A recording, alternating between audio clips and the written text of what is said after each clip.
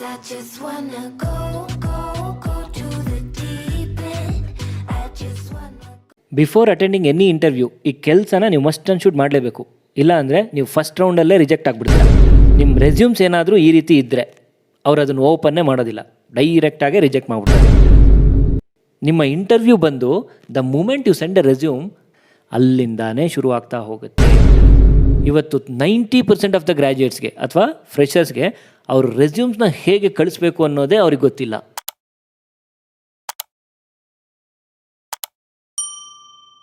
Hi, ಇವತ್ತು interview attend ಮಾಡುವಾಗ ಹೇಗೆಲ್ಲ ಪ್ರಿಪೇರ್ ಆಗಬೇಕು ಆ್ಯಂಡ್ ಇವತ್ತು ಫ್ರೆಷರ್ಸ್ ಏನೇನೆಲ್ಲ ತಪ್ಪು ಮಾಡ್ತಾರೆ, ಜೊತೆಗೆ ನೀವು ಇಂಟರ್ವ್ಯೂ ಅಟೆಂಡ್ ಮಾಡುವಾಗ ಏನೇನು ಮಾಡಬೇಕು ಏನೇನು ಮಾಡಬಾರ್ದು ಅನ್ನೋದ್ರ ಬಗ್ಗೆ ಡೀಟೇಲಾಗಿ ನಾವು ಡಿಸ್ಕಸ್ ಮಾಡ್ತಾ ಹೋಗೋಣ. ಸೊ ಮೊದಲನೇದಾಗಿ ರೆಸ್ಯೂಮ್ ಪ್ರಿಪೇರ್ ಹೇಗೆ ಮಾಡಬೇಕು, ಯಾವ ರೀತಿ ಕಳಿಸ್ಬೇಕು ಕಂಪ್ನೀಸ್ಗಳಿಗೆ, ಅದ್ರ ಕವರ್ ಲೆಟರ್ ಅಂದರೆ ಏನು, ಕವರ್ ಲೆಟರಲ್ಲಿ ಏನು ಬರೀಬೇಕು ಮತ್ತು ಯಾರಿಗೆ ಅಡ್ರೆಸ್ ಮಾಡಬೇಕು, ಇದ್ರ ಬಗ್ಗೆ ಡಿಸ್ಕಸ್ ಮಾಡ್ತಾ ಹೋಗೋಣ. ಸರಿನಾ? ಸೊ ನೀವು ರೆಸ್ಯೂಮ್ ಪ್ರಿಪೇರ್ ಮಾಡ್ತೀನಿ ಅಂತ ಬಂದಾಗ ಆ್ಯಸ್ ಎ ಫ್ರೆಷರ್ ಯಾವ ರೀತಿ ರೆಸ್ಯೂಮ್ ಪ್ರಿಪೇರ್ ಮಾಡಬೇಕು ಅನ್ನೋದನ್ನು ನೀವೊಂದಷ್ಟು ಗೂಗಲಲ್ಲಿ ಅಥವಾ ಯೂಟ್ಯೂಬಲ್ಲಿ ChatGPTನಲ್ಲಿ ನೋಡಿಕೊಂಡು ರಿಸರ್ಚ್ ಮಾಡಬೇಕಾಗತ್ತೆ. ಸೊ ಇಂಪಾರ್ಟೆಂಟಾಗಿ ರೆಸ್ಯೂಮ್ ನೋಡೋರಿಗೆ ಫಸ್ಟ್ ಏನು ಕಾಣಬೇಕು ಹೈಲೈಟ್ ಆಗಿ, ನಿಮ್ಮ ಮಾರ್ಕ್ಸ್ ಕಾಣಬೇಕಾ, ನೀವು ಓದಿದ ಕಾಲೇಜ್ ಬಗ್ಗೆ ಹೇಳ್ತೀರಾ ಅಥವಾ ನಿಮ್ಮ ಸ್ಕಿಲ್ಸ್ ಬಗ್ಗೆ ಹೇಳ್ತೀರಾ, ಅಥವಾ ಯಾವುದು ಅವರು ಫಸ್ಟ್ ನೋಡಿದ್ರೆ ಇಂಪ್ರೆಸ್ ಆಗ್ತಾರೆ ಅನ್ನೋದನ್ನು ಗಮನದಲ್ಲಿಟ್ಕೊಂಡು ನೀವು ಒಂದು ರೆಸ್ಯೂಮ್ನ ಕ್ರಿಯೇಟ್ ಮಾಡ್ತೀರಾ. ಯಾವ ರೀತಿ ಆರ್ಡರ್ ಪ್ರಕಾರ ನಿಮ್ಮ ಇನ್ಫಾರ್ಮೇಷನ್ಸ್ಗಳನ್ನು ರೆಸ್ಯೂಮಲ್ಲಿ ಹಾಕಬೇಕು ಅನ್ನೋದನ್ನು ನೀವು ಒಂದಷ್ಟು ಸರ್ವೆ ಮಾಡಬೇಕಾಗುತ್ತೆ. ಸರ್ವೆ ಮಾಡಿ ನಂತರ ಒಂದು ಸ್ಟ್ಯಾಂಡರ್ಡ್ ಫಾರ್ಮ್ಯಾಟ್ನ ರೆಡಿ ಮಾಡ್ಕೋಬೇಕಾಗತ್ತೆ. ನಿಮಗೇನಾದರೂ ಯಾವುದನ್ನು ಮೊದಲು ಹಾಕಬೇಕು ಯಾವುದನ್ನು ನಂತರ ಹಾಕಬೇಕು ರೆಸ್ಯೂಮಲ್ಲಿ ಅನ್ನೋದು ಕನ್ಫ್ಯೂಷನ್ಸ್ಗಳಿದ್ದರೆ ನೀವೇನು ಮಾಡ್ತೀರಾ, ಗೂಗಲಲ್ಲಿ ಅಥವಾ ChatGPTನಲ್ಲಿ ಹೋಗ್ತೀರಾ, ಕ್ವೆಶನ್ಸ್ ಕೇಳ್ತೀರಾ, ನಾನು ರೆಸ್ಯೂಮ್ ಪ್ರಿಪೇರ್ ಮಾಡಬೇಕು, ನನ್ನ ರೆಸ್ಯೂಮಲ್ಲಿ ಮೊದಲು ಏನಿರಬೇಕು, ಸೆಕೆಂಡಲ್ಲಿ ಏನಿರಬೇಕು, ಥರ್ಡ್ ಸ್ಟೆಪ್ಪಲ್ಲಿ ಏನಿರಬೇಕು, ಅದನ್ನು ಒಂದು 10 ವೆಬ್ಸೈಟ್ಗಳನ್ನು ವಿಸಿಟ್ ಮಾಡಿ ಎಲ್ಲ ವೆಬ್ಸೈಟಲ್ಲೂ ಕಾಮನ್ನಾಗಿ ಏನಿದೆ ಅನ್ನೋದನ್ನು ಚೆಕ್ ಮಾಡಿಕೊಂಡು ಆಮೇಲೆ ಒಂದು ಸ್ಟ್ಯಾಂಡರ್ಡ್ ಫಾರ್ಮ್ಯಾಟ್ನ ರೆಡಿ ಮಾಡ್ಕೋತೀರಾ. ಅದ್ರ ಪ್ರಕಾರ ನೀವು ನಿಮ್ಮ ರೆಸ್ಯೂಮಲ್ಲಿ ನಿಮ್ಮ ಇನ್ಫಾರ್ಮೇಷನ್ಸ್ಗಳನ್ನು ಫಿಲ್ ಮಾಡ್ತಾ ಬರ್ತೀರಾ. ಸೊ ಹೀಗೆ ನೀವು ನಿಮ್ಮ ರೆಸ್ಯೂಮ್ಸ್ನ ಫಸ್ಟು ರೆಡಿ ಮಾಡ್ಕೋತೀರಾ, ರೈಟ್? ಒಂದು ಸಲ ನೀವು ರೆಸ್ಯೂಮ್ನ ರೆಡಿ ಮಾಡ್ಕೊಂಡ ಮೇಲೆ ಅದಕ್ಕೊಂದು ಕವರ್ ಲೆಟ್ರ್ ಬರೀಬೇಕು. ಕವರ್ ಲೆಟ್ರ್ ಅಂದರೆ ಏನು? ಸೊ ನಿಮ್ಮ ಬಗ್ಗೆ ಒಂದು ಇಂಟ್ರೊಡಕ್ಷನ್ ಇರುತ್ತೆ, ಅಥವಾ ನೀವು ಯಾವ ಪೊಸಿಷನ್ಗೆ ಅಪ್ಲೈ ಮಾಡ್ತಾ ಇದ್ದೀರಾ, ಅಥವಾ ಆ ಜಾಬ್ಗೆ ಹೇಗೆ ನಿಮ್ಮ ಸ್ಕಿಲ್ಸ್ ಮತ್ತು ಎಕ್ಸ್ಪೀರಿಯನ್ಸು ಮ್ಯಾಚ್ ಆಗುತ್ತೆ ಅನ್ನೋದನ್ನು ಶಾರ್ಟಾಗಿ ಬರಿತಾ ಹೋಗಬೇಕು ಕವರ್ ಲೆಟ್ರಲ್ಲಿ, ರೈಟ್? ನಿಮಗೆ ಕವರ್ ಲೆಟ್ರು ಬರೆಯೋದು ಹೇಗೆ ಅಥವಾ ಏನೇನೆಲ್ಲ ಇನ್ಫಾರ್ಮೇಷನ್ನ ಕವರ್ ಲೆಟ್ರಲ್ಲಿ ಹಾಕಬೇಕು ಅನ್ನೋದು ಗೊತ್ತಿಲ್ಲ ಅಂದರೆ ಮತ್ತೆ ಹೋಗ್ತೀರಾ ಗೂಗಲಲ್ಲಿ ChatGPTನಲ್ಲಿ ಕವರ್ ಲೆಟ್ರ್ ಬರಿತಾ ಇದ್ದೀನಿ, ನಾನು ಈ ಥರ ಎಂಜಿನಿಯರಿಂಗ್ ಮಾಡ್ಕೊಂಡಿದ್ದೀನಿ ಅಥವಾ MBA ಮಾಡ್ಕೊಂಡಿದ್ದೀನಿ, BCA ಮಾಡ್ಕೊಂಡಿದ್ದೀನಿ ಅನ್ನೋದನ್ನು ಇನ್ಪುಟ್ಟನ್ನ ChatGPTನಲ್ಲಿ ಕೊಟ್ಟರೆ ನನ್ನ ಕವರ್ ಲೆಟ್ರಲ್ಲಿ ಏನಿರಬೇಕು, ನಾನು ಯಾವ ಜಾಬ್ ಪೊಸಿಷನಿಗೆ ಅಪ್ಲೈ ಮಾಡ್ತಾ ಇದ್ದೀನಿ ಅನ್ನೋ ಇನ್ಫಾರ್ಮೇಷನ್ಸ್ನ ನೀಟಾಗಿ ಅದಕ್ಕೆ ಕೊಟ್ಟರೆ, ChatGPTನಲ್ಲಿ ಕೊಟ್ಟರೆ ಅದು ನಿಮಗೆ ರೆಡಿಮೇಡಾಗಿ ಒಂದು ಕವರ್ ಲೆಟ್ರನ್ನ ಬರ್ಕೊಡುತ್ತೆ. ಸೊ ಅದನ್ನು ನೀವು ಕಾಪಿ ಪೇಸ್ಟ್ ಮಾಡ್ಕೊಬೋದು, ಸರಿನಾ? ಸೊ ಈ ರೀತಿ ನೀವು ಕವರ್ ಲೆಟ್ರನ್ನ ರೆಡಿಯಾಗಿ ChatGPTನಲ್ಲಿ ತಗೋತಾ ಹೋಗ್ಬೋದು. ಇದಕ್ಕೂ ಮುಂಚೆ ಫಸ್ಟ್ ಇಂಪಾರ್ಟೆನ್ಸ್ ತಿಳ್ಕೊಳ್ಳಿ. ಕವರ್ ಲೆಟ್ರ್ ಅಂದರೆ ಏನು, ಕವರ್ ಲೆಟ್ರ್ ಯಾಕೆ ಬರೀಬೇಕು, ಇದರ ಅಡ್ವಾಂಟೇಜ್ ಏನು, ಮತ್ತು ಕವರ್ ಲೆಟ್ರ್ ಇಲ್ಲ ಅಂದರೆ ಏನಾಗುತ್ತೆ, ಇಷ್ಟನ್ನು ನೀವೊಂದಷ್ಟು ಸರ್ವೆ ಮಾಡಿ ಅದ್ರ ಬಗ್ಗೆ ಡೀಟೇಲ್ಸ್ನ ತಿಳ್ಕೊಂಡು ಆಮೇಲೆ ನೀವು ಕವರ್ ಲೆಟ್ರನ್ನ ಪ್ರಿಪೇರ್ ಮಾಡೋದ್ರಿಂದ ಎಫೆಕ್ಟಿವ್ ಆಗಿ ಒಂದು ಒಳ್ಳೆ ಕವರ್ ಲೆಟ್ರನ್ನ ನೀವು ಪ್ರಿಪೇರ್ ಮಾಡ್ತೀರಾ. ಯಾಕೆಂದರೆ ಯಾವುದೇ ಕೆಲಸ ಮಾಡೋದಕ್ಕೂ ಮುಂಚೆ ಅದರ ಇಂಟೆನ್ಷನ್ ಏನು, ಅದ್ರ ಪರ್ಪಸ್ ಏನು ಅನ್ನೋದನ್ನು ತಿಳ್ಕೊಂಡು ನೀವು ಮಾಡೋದ್ರಿಂದ ರಿಸಲ್ಟ್ ಯಾವಾಗಲೂ ಎಫೆಕ್ಟಿವ್ ಆಗಿ ಬಂದೇ ಬರುತ್ತೆ, ಸರಿನಾ? ಒಂದು ಸಲ ನೀವು ಕವರ್ ಲೆಟರು ರೆಸ್ಯೂಮ್ನ ಪ್ರಿಪೇರ್ ಮಾಡಿದ್ಮೇಲೆ ಈಗ ಅದನ್ನು ಇಮೇಲ್ ಮಾಡಬೇಕಾಗುತ್ತೆ, ಹೌದಾ? ಸೊ ಇಮೇಲ್ ಮಾಡುವಾಗ ರೆಸ್ಯೂಮ್ನ ಫಸ್ಟು ಪ್ರೊಫೆಷನಲ್ಲಾಗಿ ಹೇಗೆ ಇಮೇಲ್ ಬರೀಬೇಕು ಅನ್ನೋದನ್ನು ನೀವು ತಿಳ್ಕೊಬೇಕಾಗತ್ತೆ. ಅಂದರೆ ಸಬ್ಜೆಕ್ಟಲ್ಲಿ ಏನು ಹಾಕ್ತೀರಾ, ನಿಮ್ಮ ನೇಮು ಮತ್ತು ಯಾವ ಪೊಸಿಷನಿಗೆ ನೀವು ಅಪ್ಲೈ ಮಾಡ್ತಾ ಇದ್ದೀರಾ ಅನ್ನೋದನ್ನು ಬರೀಬೇಕಾಗುತ್ತೆ. ಸೊ ಅದಾದಮೇಲೆ ಪೊಲೈಟಾಗಿ ಗ್ರೀಟ್ ಮಾಡೋದನ್ನು ಕಲಿಬೇಕು. ಅಂದರೆ ಬ್ರೀಫ್ ಇಂಟ್ರೊಡಕ್ಷನ್ ಕೊಡ್ತೀರಾ, ನಿಮ್ಮ ಬಗ್ಗೆ ಯಾವ ಪೊಸಿಷನಿಗೆ ಅಪ್ಲೈ ಮಾಡ್ತಾ ಇದ್ದೀರಾ ಅಂತ ಮೆನ್ಷನ್ ಮಾಡಿ ಸೊ ನಿಮ್ಮ ರೆಸ್ಯೂಮ್ ಮತ್ತು ಕವರ್ ಲೆಟರ್ನ ಅಟ್ಯಾಚ್ ಮಾಡಿ ಸೆಂಡ್ ಮಾಡಬೇಕಾಗತ್ತೆ. ಇಲ್ಲಿ ಮತ್ತೆ how to write an email ಅಂತ ನೀವು ಗೂಗಲಲ್ಲಿ ಹೋಗ್ಬಿಟ್ಟು ಸರ್ಚ್ ಮಾಡೋದ್ರಿಂದ ಅಥವಾ ChatGPTನಲ್ಲಿ ನಾನು ಈ ರೀತಿ ಪೊಸಿಷನಿಗೆ ಅಪ್ಲೈ ಮಾಡ್ತಾ ಇದ್ದೀನಿ, ನಾನು ಇಮೇಲಲ್ಲಿ ಏನಂತ ಬರೀಬೇಕು, ಅಲ್ಲೂ ಕೂಡ ನಿಮಗೆ ರೆಡಿಮೇಡು ಕಂಟೆಂಟು ChatGPT ಕೊಡುತ್ತೆ ಅಥವಾ ಗೂಗಲ್ಲು ಯೂಟ್ಯೂಬಲ್ಲಿ ನೋಡೋದ್ರಿಂದ ಒಂದಷ್ಟು ಐಡಿಯಾಸ್ಗಳು ಸಿಗುತ್ತೆ. ಅದನ್ನು ಆಧಾರವಾಗಿ ಇಟ್ಕೊಂಡು ಪ್ರೊಫೆಷನಲ್ ಆಗಿ ಒಂದು ಇಮೇಲ್ನ ಬರಿತಾ ಹೋಗ್ತೀರಾ, ಸರಿನಾ? ಸೊ ಅಲ್ಲಿ ಮೇಯ್ನಾಗಿ ಸಬ್ಜೆಕ್ಟಲ್ಲಿ ನಿಮ್ಮ ನೇಮ್ ಹಾಕ್ತೀರಾ, ಜೊತೆಗೆ ಯಾವ ಪೊಸಿಷನಿಗೆ ಅಪ್ಲೈ ಮಾಡ್ತಾ ಇದ್ದೀರಾ ಅಂತ ಹಾಕ್ಬಿಟ್ಟು ನಿಮ್ಮ ರೆಸ್ಯೂಮ್ ಜೊತೆ ಕವರ್ ಲೆಟರ್ನ ಅಟ್ಯಾಚ್ ಮಾಡಿ ಸೆಂಡ್ ಮಾಡ್ತೀರಾ. ಇವಾಗ ಕೆಲವ್ರು ಅನ್ಕೋತಾ ಇರ್ಬೋದು ಇದೆಲ್ಲ ನಮಗೆ ಕಾಲೇಜಲ್ಲೇ ಹೇಳ್ಕೊಟ್ಟಿದ್ದಾರೆ ಅಂತ. ಬಟ್ ಒಂದು ತಿಳ್ಕೊಳ್ಳಿ, ಇವತ್ತು ಒಂದು 20-30% ಆಫ್ ದ ಕಾಲೇಜ್ ಸ್ಟೂಡೆಂಟ್ಸ್ಗಳಿಗೆ ಇದ್ರ ಬಗ್ಗೆ ಮಾಹಿತಿ ಇರುತ್ತೆ, ಆದರೆ ಅದನ್ನು ಸರಿಯಾಗಿ ಅಪ್ಲೈ ಮಾಡ್ತಾ ಇರಲ್ಲ. ಅಂದರೆ ಏನು ಗೊತ್ತಿದೆ ಅದನ್ನು ತಿಳ್ಕೊಂಡು ಅದನ್ನು ಸರಿಯಾಗಿ ಅಪ್ಲೈ ಮಾಡ್ತಾ ಇರಲ್ಲ. ಇನ್ನೊಂದು 60-70% ಆಫ್ ದ ಸ್ಟೂಡೆಂಟ್ಸ್ಗಳಿಗೆ ಈ ರೀತಿ ಕಳಿಸ್ಬೇಕು ಅನ್ನೋದೇ ಗೊತ್ತಿಲ್ಲ. ಕೆಲವ್ರು ನೆಗ್ಲೆಕ್ಟ್ ಮಾಡಿದ್ರೆ ಕೆಲವ್ರು ಗೊತ್ತೇ ಇಲ್ಲ. ಹಾಗಾಗಿ ನಾನು ಇಲ್ಲಿ ಇಬ್ಬರನ್ನೂ ಅಡ್ರೆಸ್ ಮಾಡ್ತಾ ಇದ್ದೀನಿ. ನಿಮಗೆ ಕಾಲೇಜಲ್ಲಿ ಹೇಳ್ಕೊಟ್ಟು ನೀವು ನೆಗ್ಲೆಕ್ಟ್ ಮಾಡಿದ್ರು ಅಥವಾ ಗೊತ್ತಿಲ್ಲದೆ ಇದ್ದರೂ ಇದೆರಡರಲ್ಲಿ ಯಾವುದೇ ಒಂದಾದರೂ ಕೂಡ ನಿಮಗೆ ಜಾಬ್ ಆಫರು ಅಥವಾ ಇಂಟರ್ವ್ಯೂ ಕಾಲ್ಸ್ಗಳು ಬರೋದಿಲ್ಲ. ಹಾಗಾಗಿ ನಿಮಗೆ ಗೊತ್ತಿದೆ ಅಂದರೆ ಇದ್ರ ಇಂಪಾರ್ಟೆನ್ಸ್ ತಿಳ್ಕೊಂಡು ಇದನ್ನು ಅಪ್ಲೈ ಮಾಡಿ, ಗೊತ್ತಿಲ್ಲ ಅಂದರೆ ಇದ್ರ ಬಗ್ಗೆ ತಿಳ್ಕೊಂಡು ನಂತರ ಇದನ್ನು ಇಂಪ್ಲಿಮೆಂಟ್ ಮಾಡ್ತಾ ಹೋಗಿ ಅನ್ನೋದನ್ನು ನಾನು ಈ ವಿಡಿಯೋನಲ್ಲಿ ನಿಮಗೆ ಹೇಳ್ತಾ ಇದ್ದೀನಿ, ಸರಿನಾ? ಸೊ ನೆಕ್ಸ್ಟ್ ಪ್ರೊಸೀಜರ್ ಏನಪ್ಪ ಅಂತಂದರೆ, ನಿಮಗೆ ಒಂದು ಮೆಸೇಜ್ ಸಿಗುತ್ತೆ ಅಥವಾ ಈ ರೀತಿ ಓಪನಿಂಗ್ಸ್ ಇದೆ ಅಂತ ಹೇಳಿದ ತಕ್ಷಣವೇ ಫಸ್ಟ್ ನೀವೇನು ಮಾಡಬೇಕು, ಆ ಕಂಪ್ನಿ ಬಗ್ಗೆ ಡೀಟೇಲ್ಸ್ನ ತಗೋತಾ ಹೋಗಬೇಕು. ಅಂದರೆ ಆ ಕಂಪ್ನಿ ವೆಬ್ಸೈಟು ಅಥವಾ ಕಂಪ್ನಿ ನೇಮನ್ನು ಗೂಗಲಲ್ಲಿ ಸರ್ಚ್ ಮಾಡಿದ್ರೆ ಕಂಪ್ನಿ ವೆಬ್ಸೈಟ್ ಆದರೂ ಸರಿ ಅಥವಾ ಅದ್ರ ಬಗ್ಗೆ ಡೀಟೇಲ್ಸ್ ಆದರೂ ಸರಿ ಗೂಗಲಲ್ಲಿ ನಿಮಗೆ ಸಿಗ್ತಾ ಹೋಗುತ್ತೆ. ಓಪನ್ ಮಾಡ್ತೀರಾ. ಓಪನ್ ಮಾಡಿದ ಮೇಲೆ ಸೊ ಕಂಪ್ನಿ ಎಲ್ಲಿದೆ, ಕಂಪ್ನಿ ಏನೇನೆಲ್ಲ ಪ್ರಾಡಕ್ಟ್ ಅಥವಾ ಸರ್ವಿಸಸ್ನ ಪ್ರೊವೈಡ್ ಮಾಡ್ತಾ ಇದೆ, ಎಷ್ಟು ಜನ ಎಂಪ್ಲಾಯೀಸ್ ಇದ್ದಾರೆ, ಅಥವಾ ಕಂಪನಿ ವಿಷನ್ ಏನು, ಅಲ್ಲಿ ನಿಮಗೆ ಗ್ರೋತ್ ಇದೆಯಾ ಅನ್ನೋದ್ರ ಬಗ್ಗೆ ಒಂದಷ್ಟು ಸ್ಟಡಿ ಮಾಡ್ತಾ ಹೋಗ್ತೀರಾ, ಸರಿನಾ?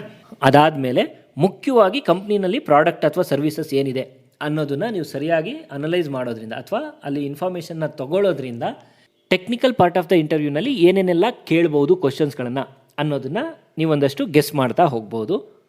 ಹಾಗೆಯೇ ಈ ಜಾಬ್ ಡಿಸ್ಕ್ರಿಪ್ಷನ್ನಲ್ಲಿ JD ಅಂತ ಕರೀತಾರಲ್ಲ, ಆ ಜಾಬ್ ಡಿಸ್ಕ್ರಿಪ್ಷನ್ನಲ್ಲಿ ಯಾವ ಪೊಸಿಷನ್ಗೆ ವೇಕೆನ್ಸಿ ಇದೆ ಅಥವಾ ಆ ಜಾಬ್ ರೋಲ್ಸ್ ಆ್ಯಂಡ್ ರೆಸ್ಪಾನ್ಸಿಬಿಲಿಟೀಸ್ ಏನು, ಯಾವ್ಯಾವ ಥರ ಸ್ಕಿಲ್ಸ್ಗಳು ಬೇಕಾಗುತ್ತೆ ಅನ್ನೋದನ್ನು ನಿಮಗೆ ಡೀಟೇಲ್ ಆಗಿ ಎಕ್ಸ್ಪ್ಲೈನ್ ಮಾಡಿರ್ತಾರೆ JDನಲ್ಲಿ, ಸರಿನಾ? ಆ JD ರಿಕ್ವೈರ್ಮೆಂಟ್ಸ್ಗಳನ್ನೆಲ್ಲ ತಿಳ್ಕೊಂಡು ಅದ್ರ ಪ್ರಕಾರ ನೀವು ಇಂಟರ್ವ್ಯೂಗೆ ರೆಡಿ ಆಗೋದ್ರಿಂದ ನೀವು 100% ಯಾವುದೇ ಇಂಟರ್ವ್ಯೂ ಬೇಕಾದರೂ ಫಸ್ಟ್ ಅಟೆಂಪ್ಟಲ್ಲೇ ಪಾಸ್ ಆಗ್ತಾ ಹೋಗೋಂಥ ಚಾನ್ಸಸ್ಗಳು ಜಾಸ್ತಿನೇ ಇರುತ್ತೆ. ಅಂದರೆ ಮುಖ್ಯವಾಗಿ ಆ ಜಾಬಲ್ಲಿ ಏನೇನೆಲ್ಲ ರೋಲ್ಸ್ ಆ್ಯಂಡ್ ರೆಸ್ಪಾನ್ಸಿಬಿಲಿಟೀಸ್ ಇರುತ್ತೆ ಅದನ್ನು ಡೀಟೇಲಾಗಿ ತಿಳ್ಕೊಂಡು ಅದಕ್ಕೆ ತಕ್ಕ ಹಾಗೆ ನೀವು ಪ್ರಿಪೇರ್ ಆಗ್ತಾ ಹೋಗಬೇಕಾಗುತ್ತೆ. Say for example communication skills ಚೆನ್ನಾಗಿರಬೇಕು ಅಥವಾ ಲೀಡರ್ಶಿಪ್ ಕ್ವಾಲಿಟೀಸ್ಗಳು ಇರಬೇಕು ಈ ಜಾಬ್ ರೋಲ್ಗೆ ಅಂತ ಏನಾದರೂ ಅಲ್ಲಿ JDನಲ್ಲಿ ಕೊಟ್ಟಿದ್ರು ಅಂತ ಅಂದ್ಕೊಳ್ಳಿ. ಸೊ ನೀವೇನು ಮಾಡ್ತೀರಾ, ರೆಸ್ಯೂಮಲ್ಲಿ ಯಾವ್ಯಾವ ರೀತಿ ನೀವು ಲೀಡರ್ಶಿಪ್ ರೋಲ್ನ ಪ್ಲೇ ಮಾಡಿದ್ದೀರಾ, ನೀವು ಪ್ರೀವಿಯಸ್ ಕಂಪ್ನಿಲಿ ಕೆಲಸ ಮಾಡ್ತಿದ್ರೆ ಅಲ್ಲಿ ಲೀಡರ್ಶಿಪ್ ರೋಲ್ಗಳ ಬಗ್ಗೆ ಎಕ್ಸ್ಪ್ಲೇನ್ ಮಾಡ್ಬೋದು, ಅಥವಾ ನೀವು ಕಾಲೇಜಲ್ಲಿ ಫ್ರೆಷರ್ ಆಗಿದ್ದರೆ ನೀವೊಂದು ಪ್ರಾಜೆಕ್ಟಲ್ಲಿ ಹೇಗೆ ಲೀಡರ್ಶಿಪ್ ರೋಲ್ನ ಪ್ಲೇ ಮಾಡಿದ್ರಿ, ಅಥವಾ ನೀವು ಸ್ಪೋರ್ಟ್ಸಲ್ಲಿ ಏನಾದರೂ ಇದ್ರಿ ಅಂತಂದರೆ, ಅಥವಾ ಇನ್ನೊಂದೇನಾದರೂ ಕಲ್ಚರಲ್ ಆ್ಯಕ್ಟಿವಿಟೀಸಲ್ಲಿ ಇದ್ರಿ ಅಂತಂದರೆ ಅಲ್ಲೇನಾದರೂ ನೀವು ಒಂದು ಲೀಡರ್ಶಿಪ್ ರೋಲ್ನ ತಗೊಂಡಿದ್ರೆ ಅದ್ರ ಬಗ್ಗೆ ನೀವು ಡೀಟೇಲಾಗಿ ಎಕ್ಸ್ಪ್ಲೇನ್ ಮಾಡ್ಬೋದು. ನೀವೆಲ್ಲಾದರೂ ಈ ರೀತಿ ಲೀಡ್ ಮಾಡಿರೋವಂಥ ಒಂದಷ್ಟು ಸಿಚುಯೇಷನ್ಸ್ಗಳು ಅಥವಾ ಟಾಸ್ಕ್ಗಳನ್ನು ಆ ಒಂದು ರೆಸ್ಯೂಮಲ್ಲಿ ನೀವು ಎಕ್ಸ್ಪ್ಲೈನ್ ಮಾಡೋದ್ರಿಂದ ಇನ್ನೂ ಜಾಸ್ತಿ ನೀವು ಇಂಪ್ರೆಸ್ ಮಾಡ್ತಾ ಹೋಗ್ಬೋದು ಇಂಟರ್ವ್ಯೂವರ್ನ ಅಂತ. ಜೊತೆಗೆ ಏನೇನೆಲ್ಲ ರೆಸ್ಪಾನ್ಸಿಬಿಲಿಟೀಸ್ನ ನೀವಲ್ಲಿ ಹ್ಯಾಂಡಲ್ ಮಾಡಬೇಕಾಗುತ್ತೆ ಅನ್ನೋದನ್ನು ತಿಳ್ಕೊಂಡು ನೀವು ಹೇಗೆ ಅದನ್ನು ಹ್ಯಾಂಡಲ್ ಮಾಡಬಹುದು ಅನ್ನೋದನ್ನು ನಿಮ್ಮ ಒಂದು ರೆಸ್ಯೂಮಲ್ಲಿ ಶಾರ್ಟಾಗಿ ಏನಾದರೂ ಅಪ್ಲೈ ಮಾಡೋದ್ರಿಂದ ಅಥವಾ ಶಾರ್ಟಾಗಿ ಏನಾದರೂ ಹೇಳೋದ್ರಿಂದ ಅವರಿಗೆ ನೀವು ಸೂಟಬಲ್ ಕ್ಯಾಂಡಿಡೇಟ್ ಅನ್ನೋ ಥರ ಕಾಣ್ತಾ ಹೋಗ್ತೀರಾ, ಸರಿನಾ? ಕೊನೆಗೆ ಸ್ಯಾಲ್ರಿ ಎಕ್ಸ್ಪೆಕ್ಟೇಷನ್ ಅನ್ನೋದು ಮುಖ್ಯವಾಗಿ ನಿಮಗೆಲ್ಲ ಏನು ಬರುತ್ತೆ, ಸ್ಯಾಲ್ರಿ ಎಷ್ಟು ಅಂತ. ಒಂದು ತಿಳ್ಕೊಳ್ಳಿ, ಆ್ಯಸ್ ಎ ಫ್ರೆಷರ್ ಯಾವತ್ತೂ ಕಂಪ್ನಿನಲ್ಲಿ ನನಗೆ ಇಷ್ಟೇ ಸ್ಯಾಲ್ರಿ ಬೇಕು ಅಷ್ಟೇ ಸ್ಯಾಲ್ರಿ ಬೇಕು ಅಂತ ದಯವಿಟ್ಟು ಹೋಗೋಕ್ಕೆ ಹೋಗ್ಬೇಡಿ. ಯಾಕೆಂದರೆ ಸ್ಟಾರ್ಟಿಂಗ್ 1-2 ವರ್ಷ ನೀವಲ್ಲಿ ಕೆಲಸ ಮಾಡೋದಕ್ಕಿಂತ ಹೆಚ್ಚಾಗಿ ಕಲಿಯೋದೇ ಜಾಸ್ತಿ ಇರುತ್ತೆ. ನೀವು ಯಾವ ಕಂಪ್ನಿಗಾದರೂ ಹೋಗಿ ಅಲ್ಲಿ ನಿಮಗೇನಾದರೂ ಪರ್ಸ್ನಲ್ ಗ್ರೋತು ಮತ್ತು ಪ್ರೊಫೆಷನಲ್ ಗ್ರೋತ್ ಅಂದರೆ ಟೆಕ್ನಿಕಲಿ ಕಲಿಯೋದಕ್ಕೆ ತುಂಬ ಚೆನ್ನಾಗಿದೆ ಅಂತ ನಿಮ್ಗೆ ಅನಿಸಿದರೆ ಸ್ಯಾಲ್ರಿ ಬಗ್ಗೆ ತಲೆ ಕೆಡಿಸ್ಕೊಳ್ಳೋಕೆ ಹೋಗಬೇಡಿ. ಎಷ್ಟೇ ಕಮ್ಮಿ ಸ್ಯಾಲ್ರಿ ಇದ್ರೂ ಪರವಾಗಿಲ್ಲ, ಜಾಯ್ನ್ ಆಗಿ. ಯಾಕೆಂದರೆ 1-2 ವರ್ಷ ನೀವು ಟೆಕ್ನಿಕಲಿ ಸ್ಟ್ರಾಂಗ್ ಆದಮೇಲೆ ಆಟೋಮೆಟಿಕ್ಕಾಗಿ ಅದಕ್ಕಿಂತ ಡಬಲ್ ಸ್ಯಾಲ್ರಿನ ನೀವು ಬೇರೆ ಕಡೆ ತೊಗೋತಾ ಹೋಗ್ಬೋದು ಒಂದು ಸಲ ಕಂಪ್ನಿ ಚೇಂಜ್ ಮಾಡಿದ್ರೆ, ಅಥವಾ ಅದೇ ಕಂಪ್ನಿನಲ್ಲಿ ನೀವು ಪರ್ಫಾರ್ಮೆನ್ಸ್ ಚೆನ್ನಾಗಿ ಮಾಡೋದ್ರಿಂದ ನಿಮ್ಮ ಸ್ಯಾಲ್ರಿ ಆಟೋಮೆಟಿಕ್ಕಾಗಿ ಜಾಸ್ತಿ ಆಗೇ ಆಗುತ್ತೆ. ಬಟ್ ನೀವು ಸ್ಯಾಲ್ರಿನೇ ಫಸ್ಟ್ ಗಮನದಲ್ಲಿ ಇಟ್ಕೊಂಡು ನಿಮಗೆ ಏನು ಗೊತ್ತಿದೆ ಏನು ಗೊತ್ತಿಲ್ಲ ಅಥವಾ ನಿಮಗೆ ಏನು ಸ್ಕಿಲ್ಸ್ ಇದೆ ಸ್ಕಿಲ್ಸ್ ಇಲ್ಲ, ಆ ಕಂಪ್ನಿಗೆ ನಿಮ್ಮ ಸ್ಕಿಲ್ಸ್ ಎಷ್ಟು ಸೂಟ್ ಆಗುತ್ತೆ ಸೂಟ್ ಆಗಲ್ಲ, ಇದನ್ನು ತಿಳ್ಕೊಳ್ದೇ ನನಗೆ ಸ್ಯಾಲ್ರಿನೇ ಇಂಪಾರ್ಟೆಂಟ್ ಅಂತ ಹೋದರೆ ನಿಮಗೆ ಒಳ್ಳೆ ಅವಕಾಶಗಳು ಸಿಕ್ಕಿದ್ರೂ ಕೂಡ ನೀವು ಅದನ್ನು ಮಿಸ್ ಮಾಡ್ಕೋತಾ ಹೋಗ್ತೀರಾ. ಯಾಕಂದರೆ ಇವತ್ತು ನನ್ನ ಅನುಭವದಲ್ಲಿ ಹೇಳಬೇಕು ಅಂತಂದರೆ 100ಕ್ಕೆ 80% ಜನ ಸ್ಟೂಡೆಂಟ್ಸ್ ಏನು ಮಾಡ್ತೀರಾ, ನೀವು ಅಕಾಡೆಮಿಕ್ಸಲ್ಲಿ ಒಳ್ಳೆ ಸ್ಕೋರ್ ಮಾಡಿರ್ತೀರಾ, ಮಾರ್ಕ್ಸ್ ಕಾರ್ಡಲ್ಲಿ ಒಳ್ಳೆ ರ್ಯಾಂಕ್ ಇರುತ್ತೆ, ನಾನು ರ್ಯಾಂಕ್ ಹೋಲ್ಡರು, ನನಗೆ ಇಷ್ಟೇ ಸ್ಯಾಲ್ರಿ ಬೇಕು ಅಂದ್ಕೊಂಡು ಮಾರ್ಕೆಟಿಗೆ ಬರ್ತೀರಾ. ಬಟ್ ಆ್ಯಕ್ಚುಲಿ ಮಾರ್ಕೆಟಲ್ಲಿ 80% ಆಫ್ ದ ಪೀಪಲ್ಗೆ ನಾರ್ಮಲಾಗಿ 20,000-25,000 ಸ್ಯಾಲ್ರಿ ಇರುತ್ತೆ ಯಾವುದೇ ಡಿಗ್ರಿ ಮಾಡಿದ್ರು ಕೂಡ. ಅದನ್ನು ನೀವು ಗಮನದಲ್ಲಿ ಇಟ್ಕೊಳ್ದೇನೆ ಯಾರೋ ಟಾಪ್ 10% ಆಫ್ ದ ಪೀಪಲ್ಲು ಜಾಸ್ತಿ ತೊಗೊಂಡಿರ್ತಾರೆ, ನನಗೂ ಅಷ್ಟೇ ಬೇಕು ಅಂದ್ಕೊಂಡು ಬಂದಿರ್ತೀರ. ಒಂದು ವರ್ಷ ಪೂರ್ತಿ ಇಡೀ ಬೆಂಗಳೂರು ಸುತ್ತುತ್ತೀರಾ. ಇಡೀ ಬೆಂಗಳೂರು ಸುತ್ತಿದ ಮೇಲೆ ಗೊತ್ತಾಗುತ್ತೆ ನಿಮಗೆ, ಅಯ್ಯೋ ಹಿಂದೆ ಇಷ್ಟೇ ಸ್ಯಾಲ್ರಿಗೆ ನಾನು ಸೇರ್ಕೊಂಡಿದ್ದಿದ್ರೆ ಚೆನ್ನಾಗಿರ್ತಿತ್ತು ಅಂತ. ಬಟ್ ಏನಾಗುತ್ತೆ, ಅಷ್ಟರಲ್ಲಿ ಒಂದು ವರ್ಷ ಟೈಮೂ ವೇಸ್ಟ್ ಮಾಡಿರ್ತೀರ ಸುತ್ತಿ. ಸೊ ಜೊತೆಗೆ ಓದಿದ್ದೆಲ್ಲ ಮರ್ತೋಗಿರುತ್ತೆ ಒಂದು ವರ್ಷ. ಈ ಕಡೆ ಎಷ್ಟೋ ಸ್ಯಾಲ್ರಿ ಬಂದರೆ ಅಷ್ಟು ಕೈಯಲ್ಲಿ ದುಡ್ಡಾರು ಇರ್ತಿತ್ತು, ಅದು ಇಲ್ಲದೇ ಇರೋ ರೀತಿ ನೀವು ಐಡಲ್ಲಾಗಿ ಕೂತ್ಕೊಂಡಿರ್ತೀರ.